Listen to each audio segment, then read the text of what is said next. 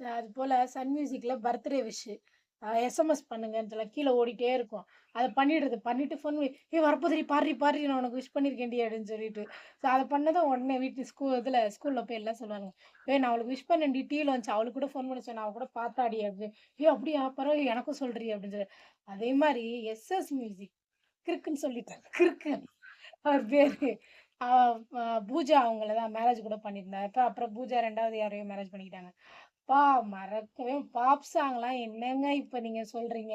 காத்து மேல கார்த்திகில அப்ப போடுவாங்க பாருங்க. இந்த யோகி, பாப் யோகி அவங்களோட பாட்டு அதெல்லாம் மடை திறந்து அந்த பாட்டுலாம் வேற லெவலு. அப்பலாம் எங்க பார்த்தாலும் எஸ்எஸ் மியூசிக் வச்சுன்னா அதான் ஓடும்.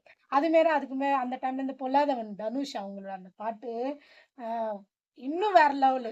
அந்த டைம்ல எஸ்எஸ் மியூசிக் ஆன் பண்ணாலே இந்த பாட்டு, அந்த பாட்டு மாறி, மாறி, மாறி, மாறி எஸ்எஸ் மியூசிக்ல அந்த டைம்ல அந்த இங்கிலீஷ்ன்றது நார்மலா எல்லாருக்குமே அ இப்படி கூட பேசலான்றத குடுத்தது வந்து கிறுக்கு பூஜா தான் எஸ்எஸ் மியூசிக்ல. அ வேற லெவல்ல இருக்கும். அது மாரி சன் மியூசிக் இப்ப அனந்த இருக்கிற கண்ணன் விஷால் அவங்க மறக்கவே அண்ணி முடியாது. ஸ்ரேயா அவங்க ரெட்டி ஸ்ரேயா ரெட்டி இருந்தாங்க எஸ்எஸ் மியூசிக்ல.